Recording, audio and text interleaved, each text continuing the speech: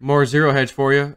Ocasio-Cortez's new Green Deal, or Green New Deal, however they like to call it, would cost $93 trillion, former CBO director says. These people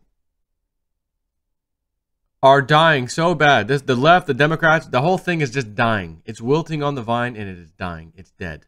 I mean, it's dying. Not dead yet. What else can we do? What else can we do? We're losing the voter base. We are losing the Latino votes. We are losing the black votes. What do we do? What do we do? Call in the Cobra. The Cobra says,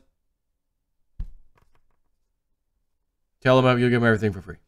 Pull them back in with everything's free. Nothing is free. Socialism takes from those who actually work, earn a living, and gives it to those who don't, and many don't want to.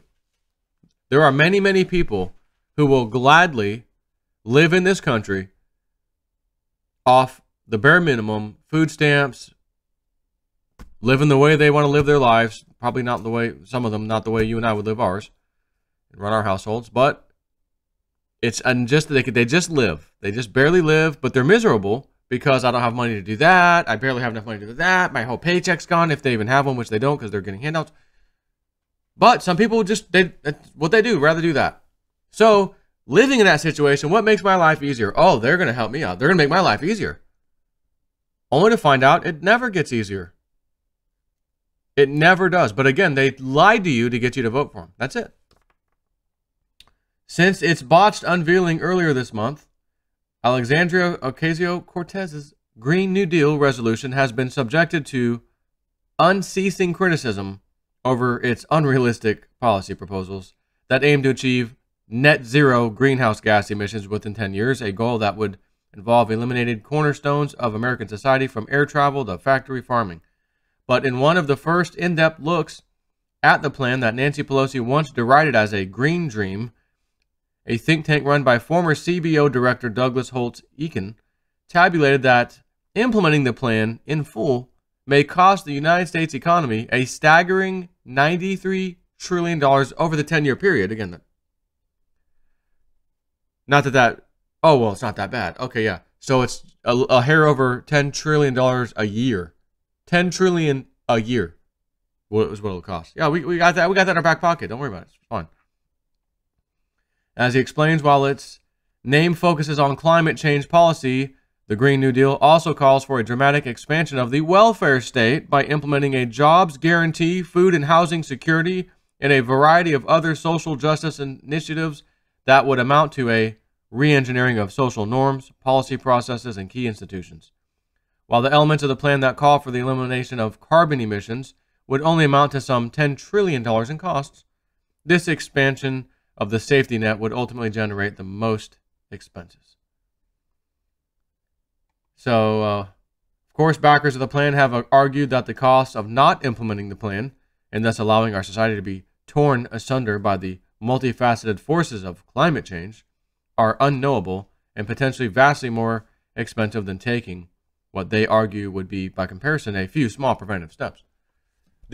But all you people who were in charge all these years, all this time, taking all that campaign money, campaign contributions, yep, change the tax law for that guy, change the tax law for that guy. The regular farmers want to do it the organic way, regulation says the cows got to be this. Nope, we'll fine you. You got to go to factory farming, which is more nasty food, doesn't come out nearly as good as organic food, whether it's chicken, eggs, free roaming, all that stuff, or cows, well, inject them, right? Got the pharmaceuticals, inject the cows and the chickens, yeah. They allowed all this. They let the regulation come through, yeah. Now it's the same people who stole your wallet are going to tell you how they're going to give you money back. Got this great plan, and none of it includes giving you your effing wallet back.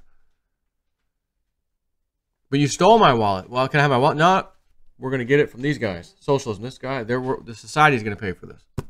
Yep. What's old Snip say? Put a liberal in charge of anything, they'll run it into the ground.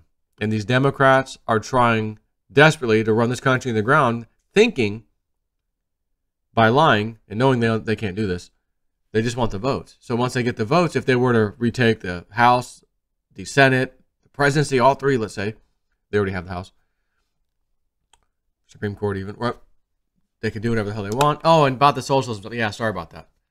Right? And then maybe they would implement it. And then we all live like third world country people, not the great American dream, nothing to live for, nothing to really work for. Why innovate and do stuff? It's all going to take it from me and give it to everybody else.